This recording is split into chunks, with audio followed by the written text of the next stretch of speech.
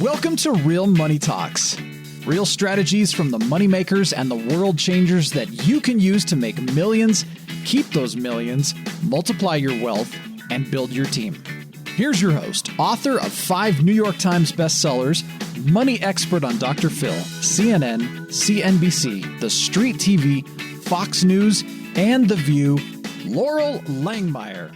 All right. Welcome back. This is Laurel, and you are at Laurel's Real Money Talks, a podcast that talks about money in the most real way and practical way. And we talk about how you become a millionaire. So that includes how to make money, how to keep money, how to invest money, how to use a team. It's a process. It's not like, a one and done and all of a sudden that pixie dust and it's done. You're going to start a whole process. So Shellee is actually one of our clients that started this process, has made amazing strides. And what I love about her is all of her work, but mostly what she does for your kids is she wrote an amazing book, which is really how to get your kids ready for college and when to start, how to start, the questions you don't even know to ask. And she's here today. We're going to interview her and would love for you to go get her free book. We're going to be doing some interviews with even some of my kids' friends because everybody needs this content. So Shellee, welcome. Thank you so much. Looking forward to being here. So Shellee, one of your big accolades is that your son went to Harvard and walked out of there debt-free. So quite an accomplishment. Talk a little bit about your history. And was getting him into Harvard like where it all started, or is he kind of proof in the pudding? Like, when I wrote my Make Your Kids Millionaires book, your kids are proof in the pudding. So I know your son is clearly that. Yes, absolutely. So I had never thought I'd venture down this world. This is actually my 7th business I've started. I am a true entrepreneur.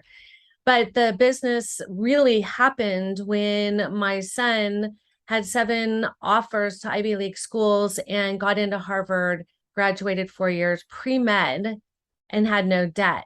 So the process of all of that, I had to do it 20 to 30 hours a week on top of my full-time job. So I tell parents, it's like doing your taxes. You could do them. You could do you could understand the tax code, but is that what you want to spend your time? College is a very similar situation where there's rules to the game. If you know the rules to the game is really easy to play. So I got to lead right with that. What are the rules? If you could say, and I'm not going to have you give all your secret sauce away because I want them to go get your book. But what are some of the rules, like 1, 2, 3 top rules that are just like mouth dropping to parents when they're like, you got to be kidding, I could do that. Like, what are those rules? So the most important rule, number 1, is don't try to fit your kid into a school. Try to make sure your student is the very best they can be, and then pick the best school for them. Many times I'll get on with a family and they'll be, okay, we want them to go to USC. And I'll say, well, why? And they go, fight on. That there's not the fit of the student there. It's I'm impressed with the school. So number 1 is start with the student, help them to be the very best they could be with all of their extracurriculars, honors, and awards, because that will stay with them all the way through life.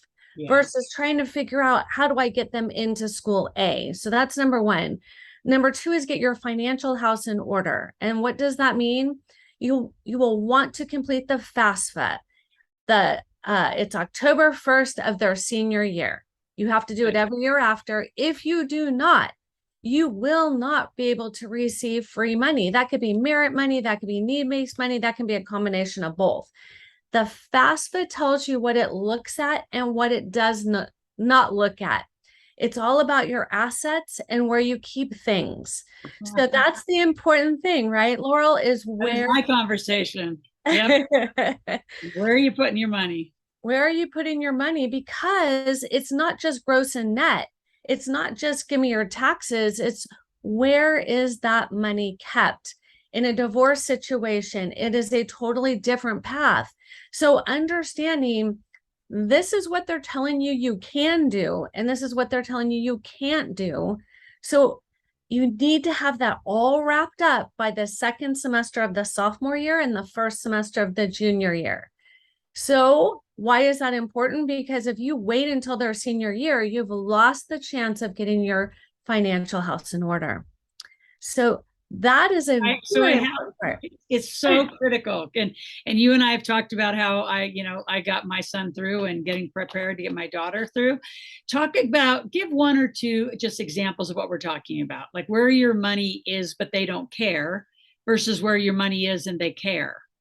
So the number one place that people make their biggest mistake, if you are an entrepreneur, if you don't get a paycheck, the 529 could absolutely sink your opportunity of scholarships. That is money set aside for college, which means they're saying, thank you very much for saving that money. We look forward to taking that from you. So that is a problem that most entrepreneurs or people who run their own business do not realize. The second really critical piece, the aha, is where the money is to be kept. If you have money in your child's name, they utilize that money 50% higher than if it was in your name. So here's one for your audience: get everything out of your kid's name. Yeah. Yeah. So, they own nothing. yeah. I mean, they're saying, yeah, thank you very much for saving for college. I tell this story all the time. I was that parent. I saved $250,000 in a 529, patting myself on the back, going, this mom got this, so proud. And then Harvard said, thank you very much. And I'm like, what? He has a scholarship. And they go, well, you don't need it. We're going to give it to somebody else. And I'm like, are you kidding me right now? I moved it to the younger sibling, and then we were back in negotiation. So every piece of your financial wealth, where it is, your assets, make sure it is not in your child's name. Other than that, be strategic. I am not a financial advisor. I do not give financial advice. I can tell you, I have seen many people struggle by doing it the wrong way, that I can at least say, go talk to your financial advisor. This is what I see as your situation. Yep. Yeah. And there are a lot of things like the Roth IRA. And you know that I'm a huge endorser of kids that are 18 get an LLC. And that will have to be disclosed, but that doesn't mean that LLC is making a lot of money, especially at their age. So there's a lot of strategy. And what you find, Shelley, that the strategies are so disconnected because of the way the financial services, as you know me, like it's my passion. It drives me crazy. The financial services world is so disconnected that there's no Rubik's cube to put it together, right? This is like a perfect Rubik's cube. This is what you need. But none of these things talk to each other. And talk a little more like at the school level. So go beyond finance. Like having just put a son through college, you graduated in May. From the administration to, he's also on academic and athletic scholarships. Like they all don't talk to each other either. So maybe talk about some of the challenges and the networking and the responsibility that you got to navigate. You've got to really learn and advocate and navigate. I love that part. What I will tell families is this is not a time to prove to your 17-year-old that they can do this. Okay. I hear it all the time. Oh, if they can't navigate this on their own, they don't deserve to go to college. Would you allow them to buy a house without being involved? Of course you wouldn't. Would you allow them to buy you a car without being involved? Of course you wouldn't. This generation of students don't have an idea of what financial debt looks like in the college world. They're just like, yeah, I'll pay it back. Well, the scary one is when the family says, well, let's just see what happens. Let's get them in and then we'll figure it out. And I'm like, figure out what? Either you can afford it, you can't afford it. Why would you want your child to even apply, get in? So what, you can tell them, sorry, we can't send you there. So it's critical for these families to really think, is it an academic fit? Is it a social fit? Is it a financial fit? And then apply. Right now, we're kicking off the next year of seniors. It's so crazy. This is my 15th application season. And what we're helping them understand is you can't just pick a school name. They may not have your major. They may not be generous. They may not. And to your point, Laurel, I help a lot of scholar athletes. I have a student this year who's getting a full ride from Stanford. And the coach and the admission and the parent, and it is like And It's like, housing. Oh, yes. don't forget housing. Housing, they don't talk either. Nope. So everybody, you got to navigate all of this. Like, how is the student athlete cost? It's called cost of attendance scholarship going to pay for the apartment that just got approved? And I mean, I'm living proof, which is why, you know, when I met Shelle, I said, I want you to become a client. I want to help you, your family, and I want you to help our community, because I don't know anyone else that does what you do, and not to the level of detail you do. So appreciate that. Yeah, you know, a lot of independent college consultants focus on the academic fit only. And keep in mind, high school counselors, they don't get a bonus if you go to college. They only care if you graduate. So it's very important for a family to understand they don't know your finances. They don't know a good fit school for your child. If anything, your child may get 5 or 10 minutes in 4 years like mine did. So if you don't step up, what is going to happen? It's called debt. So that child who went to Harvard 4 years for free, his first job, he made $106,000 a year as a 23-year-old with no debt. That is a game changer. That is why I'm so passionate about getting these kids launched properly, because with debt, then they marry debt. Now they're double debted. So the whole idea of having a house and having all of the stuff is really going to be postponed. And that is a very frustrating thing for this generation. Many of them are questioning, should I even go to college? That is a very real thing right now. Yes. And I tell students, speak into that a little bit, because I also think that there's I call it a work ethic, or just an understanding that's just sort of like it's just that generation, and like that kind of pass off. And I don't know that I agree with that. no. So speak into like why you're seeing it. I mean, you're on the front line.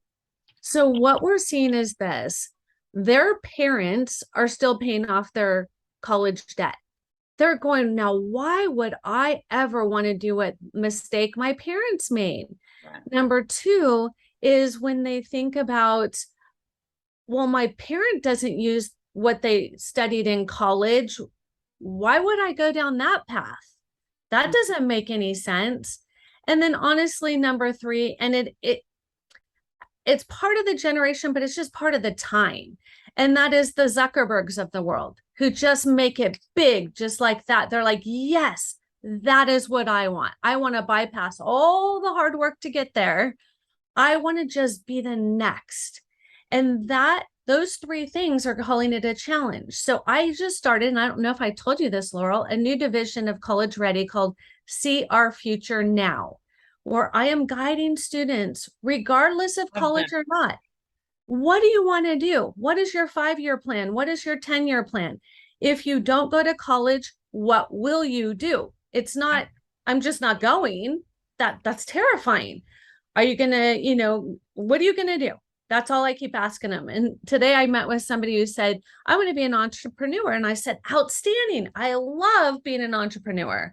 But my dad gave me very wise advice. And he said, if you go get a college degree and you go and get a job where you can learn and make your mistakes on their dollar, becoming a successful entrepreneur much quicker than having to pay for all the mistakes yourself. That was huge for me, because I always knew I wanted to be an entrepreneur. So the second question I ask is, where's your business plan? And that's when lights go up and they're like, what? What is that? Yeah. I don't want one of those. Yeah. Yeah. So, it's the simple things that these kids, they think they know, until I help them simplify and break it down to help me understand. I never tell a student no. I always say, that's plan A. Have the dream, go for it. But have plan B and have plan C, because we didn't know COVID was coming. We didn't know that it was going to impact the theater district like it did. So all those students who were going down that path who didn't have a plan B, they were like unemployed. They didn't know what to do with themselves. So the goal of CR tutoring is we're focusing in on their core values, their passions, their annoyances, their skills, their personalities, helping them understand their 5-year plan, their 10-year plan, regardless of college. If college is, I want to be a dentist, you have to go to college. I want to be a lawyer, you have to go to college. But if you, it doesn't make sense anymore to just go without having a vision. Every one of my students has their top 3 majors, and they do 200 hours of community service. That is a In high school before they go. Yeah, because these kids, if their parents aren't doing the job they want, how will they know what they want? Well, if they go, say they want to be a structural engineer, and they go and build homes for the Habitat of Humanity, you either going to like it or you don't. But how else will you get that experience to know that it is a good fit for you? So those are some things, they're just so practical and they seem so simplistic, but these students are really feeling stuck. Yeah. And that's the goal, is to help them get unstuck. So I'm going to back up and talk to the parents a little bit. Right. Well, and the students that are watching, because we're getting more and more, a following of students as we're working with student athletes.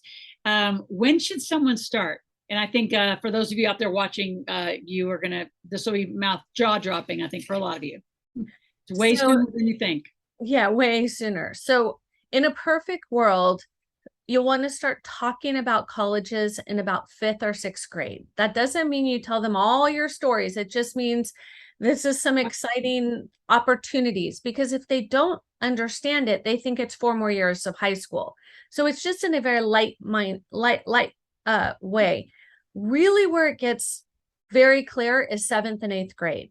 And that's where people are blown away. Why 7th and 8th grade? Well, 2 things. One, you need to get your financial house in order. And the sooner you do that and make movement to your funds, the better they're going to be in the world of scholarships. The second piece is, if a student knows they want to go into international business, they can start in 7th and 8th grade taking a second language, a third language. If you wait until their senior year to decide the major, they're not going to have the competitive edge of enough time to do it. So really, the critical piece is the sophomore year. If I can just leave everybody with that one very, very important year, it is the sophomore year. And is there a time that's the best, like end, middle, beginning, that correlates to any deadlines that makes it important? Yeah. So, well, the first deadline, or the most important deadline, is getting everything they need before they have to complete the FAFSA, because the FAFSA looks 2 years back. It doesn't look at 1 year back. That is the sophomore year. That's why if you want any scholarships, the last 2 years, our students have earned, not won, they earned over $17.6 million in scholarships. That is a significant number. Yeah. So you can't wait to do that your senior year and expect to get those big dollars. We now have Getting Ready for High School program to teach them how to test well, how the soft skills of life follow up, like the things that should be just normal, these kids are not getting in school. And if they're not getting them from home, they're just not getting them. And that's a lot. That's so, having just, did my Make Your Kids Millionaires book, when we really boiled down and it all rolled out, and, I was on your podcast and we talked about it. A lot of this is the conversation in the household, right? This parenting, right? And the involvement to what degree, whether these kids win or not. Now, Shelley, you've talked a lot about scholarships. Talk about grants. Is that part of the process that you work with them, whether applying for grants in different areas?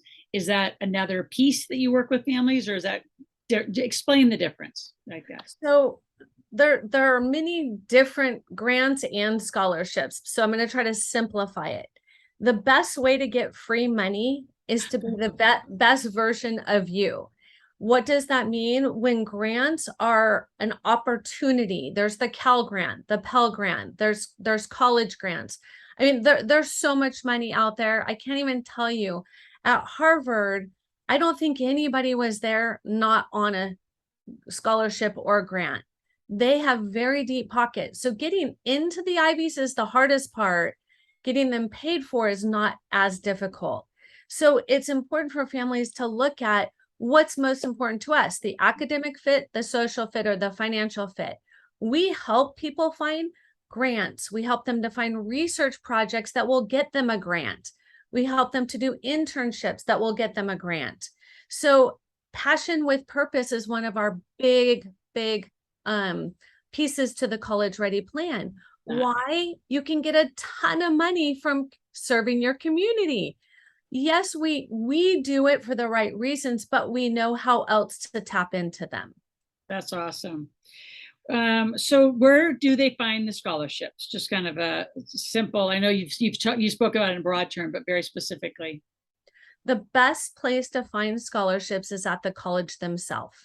They have way more money than any independent scholarship. I will tell you, one of my students last year got 25 grand from the Coca-Cola scholarship. That's legit. That's legit. What she had to go through to get that money was insane.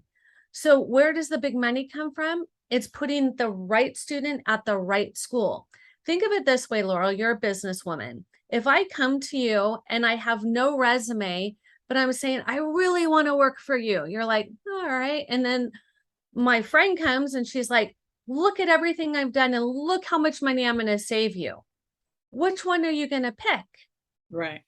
It's so simple. If you think about it in just those terms, it's not that you have to go chase a zillion $50 scholarships. You're better off having your student go get a job and write an essay about what it's like working at Chick-fil-A.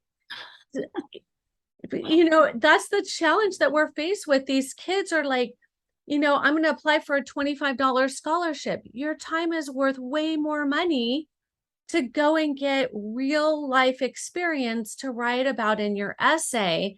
And oh, by the way, start saving for your money doing that for your future. So those are some challenges that we face. So before I ask, I have one big question I want to ask at the end. Where do people get your book? I know you offered your book for free, and I know you book up appointments. We'll meet with families, talk to families, and give some real direction on how you can help. So this is my best-selling book. It's called How to Send Your Student to College Without Losing Your Mind or Your Money. It was a bestseller in 24 hours because this is a problem. So how you can get a free copy is go to freebook.collegereadyplan.com. freebook.collegereadyplan.com. And with that, you will get a real copy, not just a digital copy of the book, and opportunities to, work through it. The book is written for a busy working parent. It is not a novel. It really is worksheets. It's when you go on a college tour, these are the things to look at. So it's a practical book and one that's not going to take a ton of time that you have to spend reading. You can jump right in and start doing. So those of you who want to get Shellee's book, it's also going to be in the show notes. I would encourage you to get it. I would encourage you to have an appointment and follow up. If you have questions for me, go to asklaurel.com, and you can always ask free questions over there, make a request, and we can continue that dialogue over there. Before we wrap up our interview, though, I want you to talk about, because I like his question asked to me too, is what should somebody ask you that they don't even know they should ask you? Like, what do people know that they don't know? I love that question for lots of experts, because it's just so unconscious that you know your topic and how to help these kids so well. So there were a lot that came to mind, but the one that I'm going to go with is, if your student doesn't understand why they are working so hard to get a 5.0 GPA, think of it like you. Would you just want to go work every single day and not get a paycheck? They don't have a concept that college is not just 4 more years of high school. The more you can sit down and talk as a family and really talk about what is a good fit for you. Is it an Ivy? Is it a state school? What is the best major? If you're going to go psychology, are you going to go on to get your PhD? Because that's the #1 most unemployed major. I was one. It was awesome. Fun classes. Problem is, kids get done with psychology and they're like, there's no jobs, Mom. Yeah. Because there's no jobs called psychology. So the more you can talk to them and educate them, and yes, share some fun stories about what it was like going to a football game, or, I tell the story all the time with my kids. I left all of my clothes in my home closet. When I got to college, I had no clothes. I was so excited to go to college that I left them all at home. So these are things that are fun memories to share with your kids and help them to see this is just not math, history, English, science. They finally get to do something that they're passionate about, and wave the carrot. It's so much easier to work for a high GPA if they know what that's going to get them. For a parent who just says, just go get a perfect GPA and a perfect test score, I don't know about you, but that doesn't sit very well. Right. It's kind of a bummer. So help them understand, like, what does that mean? Are they going to go to the school right next to their home and live at home? Or are they going to go across the US and experience life in another place? The more you can have these discussions, it should be fun. The last thing I will leave you with, parents, play the millionaire game. I've been saving this for you, Laurel. Thank you. It's right there. There it is. So what we do with our students is we ask them, what if I gave you $1 million today and you had 24 hours to spend it, or you had to give it all back to me, what would you do? Ah, that's awesome. And all of a sudden you start to see, I'd buy a jet, I'd take all my friends to Hawaii, like it's just this massive, there's no concept of $1 million. I have had one student that you would love to have, Laurel. He said to me, well, first I'd buy a fixer-upper, and then I would flip it, and then I'd buy 2 more. And I was like, we're your parents. And so that's what his dad did. Yeah. But those things, those conversations, those are critical. Yeah, I love that. Shelle Howard, it's been great to have you on the podcast today, have this conversation with you again. Parents, go to freebook.collegereadyplan.com. Get a free book and continue your dialogue with Shelle. I don't care how old or young. Get in her database is what I would say. Just get in her database, and when they're age ready and it makes sense, believe me, Shelle will follow up and make sure that you're taken care of well. So thank you, Shelle, for being on the podcast today. My pleasure. Thank you. And the rest of you that are out there, Ask Laurel has become a fun membership. So now you can actually text me 24/7. We can have a conversation and ask questions. You can always ask a free question. So start out at asklaurel.com, ask a question, make a request, and continue your journey on the process of becoming a millionaire, at least 100,000. But you got to learn something about money to live on this planet. I'll talk to you next week. So this is Laurel, and you've been listening to my podcast. If you've enjoyed this, I have a couple of things you can do that are completely up to you. Number one, take my quiz. Go to integratedwealthsystems.com and take the quiz. You will find that there's one of 4 personalities, financial personalities we call them, that you're going to fall into.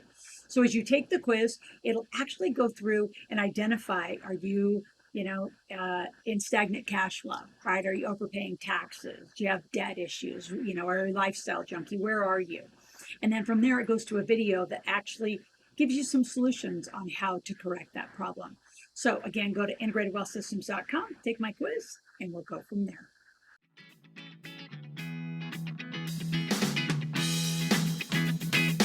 Thanks for listening to the Real Money Talks podcast. Your host has been Laurel Langmeyer, author of 5 New York Times bestsellers, money expert on Dr. Phil, CNN, CNBC, The Street TV, Fox News, and The View. Want to learn more about off-Wall Street investing, tax strategies, and multi-million-dollar business strategies? Visit liveoutloud.com/podcast for past episodes, show notes, and resources. For some special wealth-building gifts only for Laurel's podcast listeners, visit liveoutloud.com/podcast gifts. Do you have a burning question for Laurel? Visit asklaurel.com to submit your question, and it may just be covered on a podcast episode. So stay tuned and be sure to subscribe to get new episodes every week.